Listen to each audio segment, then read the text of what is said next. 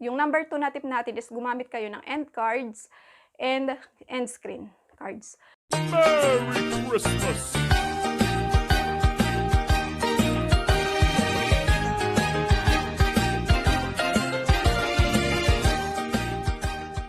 Hi guys, and welcome back to the Holy Land Travelers channel. I am Shella. So for this video guys, meron akong isi-share sa inyo na panigurado akong makakatulong sa mga videos nyo, at ito yung 5 tips kung paano mapapataas yung views ng mga YouTube videos nyo.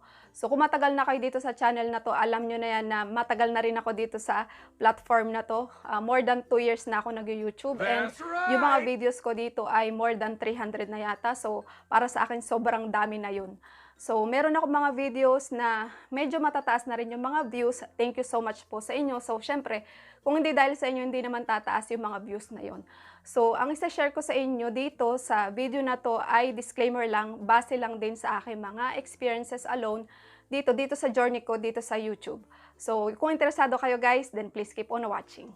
So, yung number 1 na tip ay gumamit kayo ng mga tags.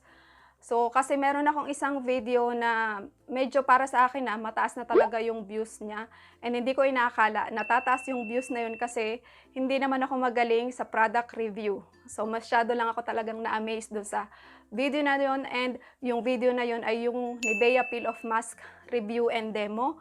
So, kasi ang nilagay ko doon ay yung mga related na tags doon sa video na yun. And kung ise-search nyo siya sa search tab ng YouTube, siya yung unang-una nyong makikita. So, wala naman talaga akong naisip na ginawa ko doon na kakaiba, kundi maglagay lang ng mga tags.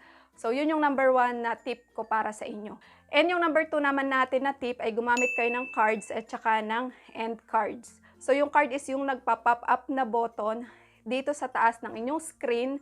And pwede nyo siyang i-link doon sa specific na video na gusto nyong makita ng inyong mga viewers. So example ito, maglalagay ako dito sa taas, pakicheck na lang kung gusto nyong malaman kung ano yung nilalaman ng video na yon. So yung example natin ng card. So ano naman yung end card? So yung end card or end card, so yun naman yung mga videos na makikita nyo 20 seconds after ng matapos nyo yung video nyo. So, yun yung end cards. So, marami kayong pagpipilian doon na templates. So, syempre, according sa inyong preferences kung ano inyong gagamitin doon. And, of course, meron din siyang subscribe button. So, depende sa inyo kung anong gusto nyong gamitin doon. Okay? So, magta-try ako maglagay na example sa inyong screen para malaman nyo kung ano yung end screen.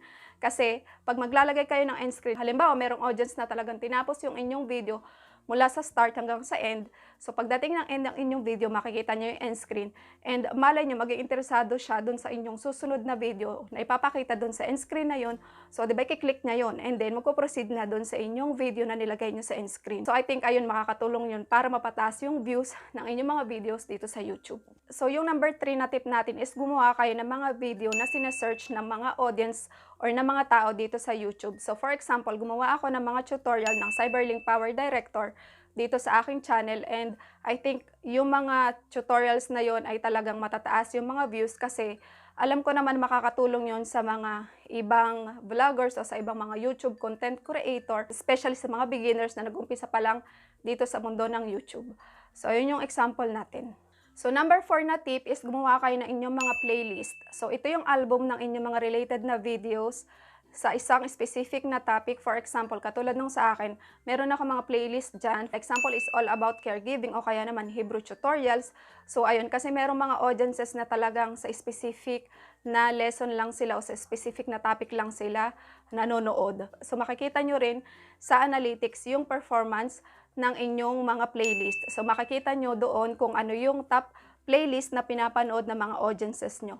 So, ito yung number 4 na tip natin. I think makakatulong para mapataas yung views ng inyong mga videos dito sa YouTube. So, last na tip natin is, syempre, gumawa kayo ng video na makakatulong sa iba. So, I think ito yung pinaka-importante na dapat nyong malaman dito sa mundo ng YouTube kung gusto nyong gumawa ng YouTube channel. So, ayun nga, mag-upload kayo ng mga video na makakatulong sa iba, na meron silang kapupulutang aral o sabihin natin, meron silang mapupulot na karagdagang kaalaman. So, in short, educational videos. Kasi dito sa channel ko, ayun nga, pasensya na kasi nakamix siya. So, ayun nga, example na lang natin is CYBERLINK PowerDirector. So, doon talaga sa playlist na yun, napapansin ko na maraming nanonood. And, ayun nga, maraming salamat sa inyo guys. Kasi kung hindi rin naman sa inyo, hindi tataas yung mga views ng mga videos natin dito sa ating YouTube channel. So hanggang dito na lang yung ating video and na-share ko na rin naman sa inyo yung 5 tips kung paano mapataas yung mga views ng videos nyo dito sa YouTube, and I hope meron kayong natutunan na bago dito sa video natin. And ayun nga, sana may apply nyo sa inyong sariling YouTube channel yung mga tips na naibigay ko sa inyo. And ayun nga guys, kung nagustuhan nyo tong video na to, then please don't forget to give it a thumbs up. And kung bago naman kayo dito sa channel na to and hindi pa kayo nakapag-subscribe, then please consider to subscribe. And bago ko tapusin yung ating video guys, para sa mga viewers ng ating channel, and para sa akin mga friends, yung aking mga friends na walang sawang nanonood ng mga videos ko dito kahit minsan, alam nyo yun, parang wala ng sense. And para sa mga katulad ko na YouTube content creator dito sa Israel na, ayun nga, sa wala ring sawang suporta nyo, so nagpapasalamat po ako sa inyo ng buong puso kasi nga, ayun nga, kung di dahil sa inyo, hindi tataas yung mga views natin dito sa YouTube. And bago ko nga pala i-close itong video na to guys, gusto kong i-shout out yung aking pinsan. Hi Insan! So meron siyang YouTube channel, so I hope mag-subscribe kayo sa channel niya kasi nag-uumpisa pa lang siya. So yung name ng kanyang channel is JMix Vlog, kung hindi ako nagkakamali. Ilalagay ko na lang sa inyong screen yung kanyang channel name, and I hope mag-subscribe kayo sa kanya kasi nga yung content ng kanyang channel is mix, katulad lang din ng channel ko.